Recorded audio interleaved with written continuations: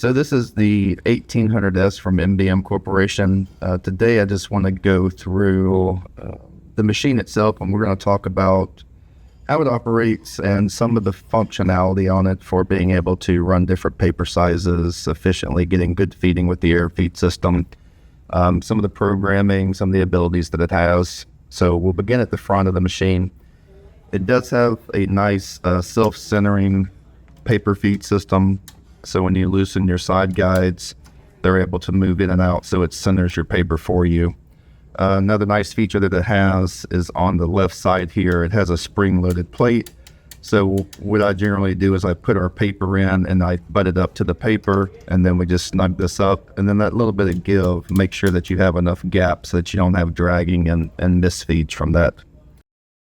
Another nice option that they've added to this for the automatic features is that we have individual sensors here, and there are also sensors on the actual paper guides itself. So what that does, it looks at the width of the paper and it also looks at the length of the paper for the sensors being blocked. And that lets the unit know whether it's 8.5 by 11, 8.5 by 14, 11 by 17. So this unit will do 12/18 and 13/19 paper as well.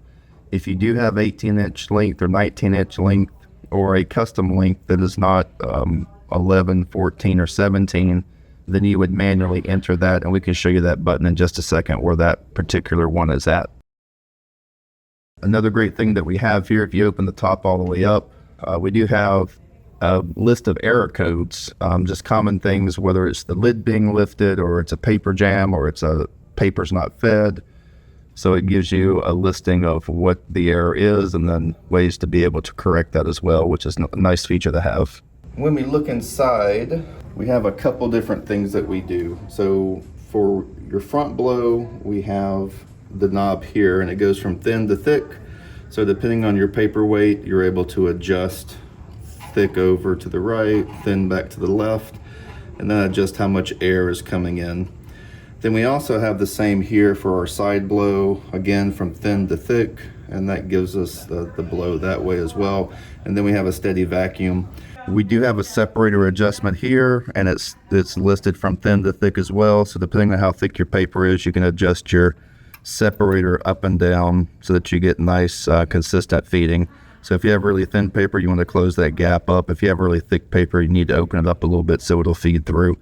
That allows you to, one, get consistent feeding, and two, try to avoid double feeds. The other thing too is with our so much adjustability in the air system, that allows you also to get good separation in the paper, but then again, not get too much so that you have a double feed issue. We have a couple different skew adjustments.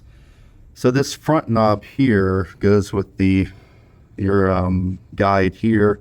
This is going to be a micro adjustment, and this is typically for very light paper. You would use this micro adjustment. Then again, if you have thick paper or heavier paper or need to make a bigger adjustment, then we have this knob here, and there's a little pin that's right here that you can see that will come off this center mark, and it actually moves the table. Whereas this moves the separator, the wheels, as it pulls the paper in up top from the micro adjustment. So another couple options that you have there, which are very helpful.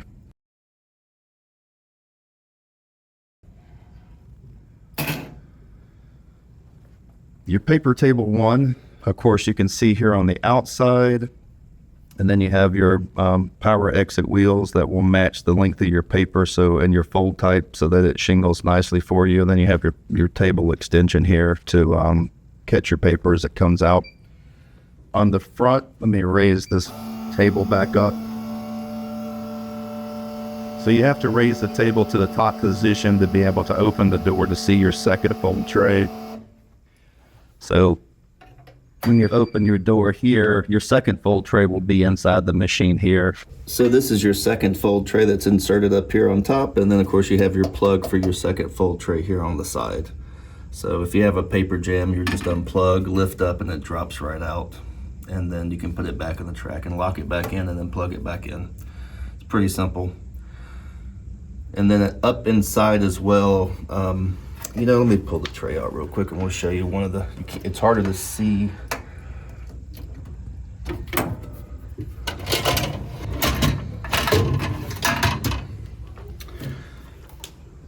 So on our paper tray, you'll notice we have thin to thick as well.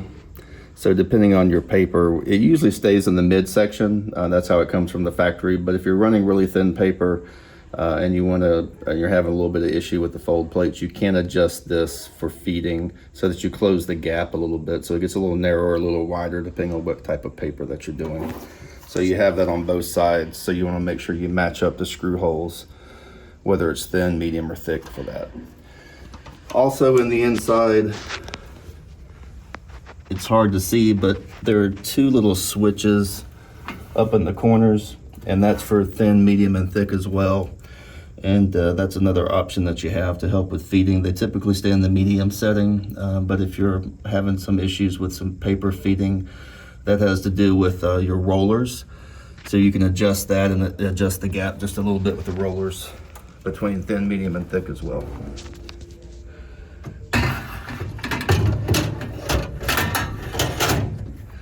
Just goes back up on the guide system. It plugs right back in and clear your air, and then you're ready to go. So along with our feeding system, adjusting our side guides and our back paper guide and setting our job up, one thing that we have to do is set our air system up for feeding as well. So what they've built into the system is a test mode that allows you to see how much separation we're getting when the air is running. So we'll just press and hold the test button until we hear the beep. We release. So now our table has come up and I have the air turned down. And so this is very thin 20-pound bond paper. So you can see we're getting pretty good separation here. And then up front, you can also see we've got pretty good separation. If I turn the air up higher, you'll start to see the paper, it'll start to change. You can see how it's getting more unstable there. The air is starting to blow through too much. So what we want to do is we want to have good separation up top. So now we're just able to do fine adjustments until we get good separation that we're happy with. And then once we're happy with where we are, then we can go ahead and stop, and then we can pick our job, make sure we have the right paper size inputted, and then we can pick our fold and go. So we'll just go over the touch screen really quick on the 1800s. There's a number of different things that the screen will help you do. We have a perforation mode, and we have some videos on perfing and scoring with the unit. So when those trays are inserted, when you pull this tray out, you pull your feed table off and you replace it with the scoring tray and exit table, then you're gonna see your perfing light will come on and let you know you're in perf mode. Cleaning is a set number of cycles. When you reach that set number of cycles, your light's going to come on to remind you to clean your rollers, to blow the dust out of the machine, to wipe everything down, to make sure you're taking care of your unit like you should.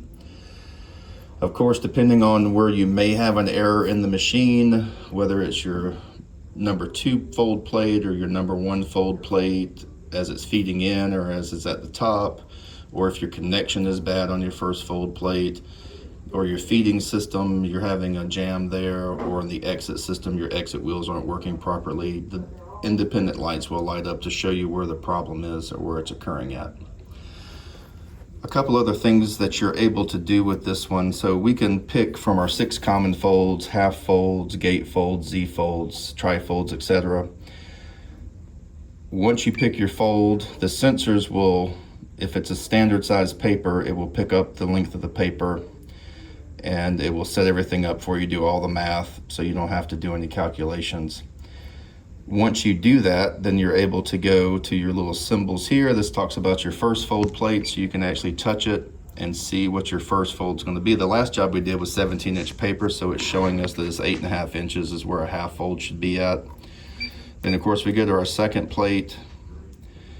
Actually what we did on the last one was a double parallel, and so now it's showing that half of 8.5 would be 4.25, and so that's what that is showing us there for that one, for our second fold plate.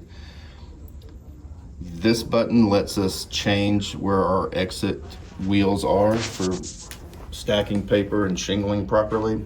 It picks automatically the best for the fold and the paper length that you've told it. If you find that it's not working quite the way you want it, you can come here and you can adjust it to 1 or 2 or 3, or go up to 5 or 6 or 7 or 8, And as the number gets bigger, the wheels come out further. As the number gets lower, the wheels get closer to the machine. So you can adjust it yourself if you find that what the machine suggested is not exactly where you want it. This, of course, is the paper length. It's not showing anything right now. When it gets ready to run that first sheet, it would pick up the sheet size. If it is a custom size, 18-inch, 19-inch, or 12-inch, then of course we can come in here and we can tell it what size the paper's actually going to be. So when you make a change to one of these buttons, you're going to get a flashing light, and that lets you know that you put some type of custom change in there.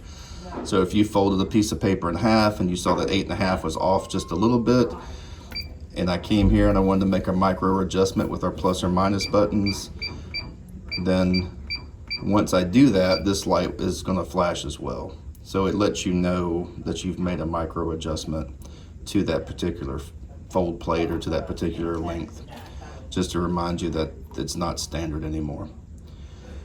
Another option that you have on this machine, we have double feed detection. So if you don't want to run double feed, you can turn it off, which it is right now, or if you do want to have double feed detection, you can turn that on so it will stop the machine if it sees a double feed. You do have a timer for batching as well, so if you want some time in between batches, you can do that as well. This machine has 3 custom folds for various lengths of paper, different types of folds for your fold plate lengths. It also has 18 saved folds within the 6 that we already have, and the reason that it has 18 is because it has 8.5 by 11, 8.5 by 14, and 11 by 17. 3 for this fold, 3 for this fold, 3 for this fold, and so on until you get a total of 18 custom folds. So once you do save a custom fold, that light's going to stay lit, and when it senses that size paper again that's coming through the machine, it's going to automatically set it up for that fold. You could do a custom fold for 11 by 17 and still have it set for standard folds for 8.5 by 11 or 8.5 by 14. And only the 17-inch would actually pick up the custom fold. The other ones would fold normally, just as they always do. So you do, in the sense, you get 21 different fold types with this one that you can save. 18 of them just happen to be with your standard fold patterns and your standard lengths. If you do have an error, or if you do, you'll see, we'll say if we lift this, we'll get an error 51. That means your lid's open. The only way, just hit your reset button. You can clear that and it goes right back to standard mode. If you want your table to go down, if it's in the up position, you need it to go down for loading. For some reason you hadn't finished the job, you just touch the button, it's going to go down. And then if you want it to go back up, just touch it again, and it's going to come back up for you.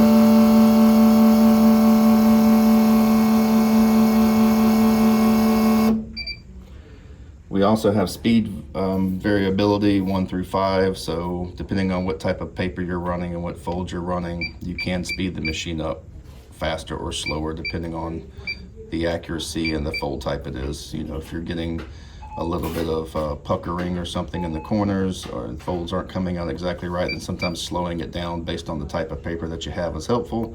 But for most of them, you can run it at full speed or close to it and you don't have any issues.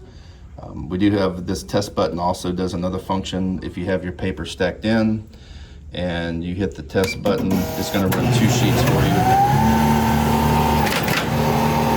So, and you can see how quick it is when it's on full speed. It does run quite fast. Really quickly, so if you do need to take your tray, if you have a jam in tray 1 and your light is lit and you need to clear that jam, all you're going to do is push your locks down. And they have a little pictogram here that show you down is unlocked, up is locked. And then once you do that, you're just going to pull it straight out. And now you'll have access to be able to reach in and pull the paper out if you need to. Worst case is you may have to take the cover off if it was really jammed and pull the paper out, but generally that's not required.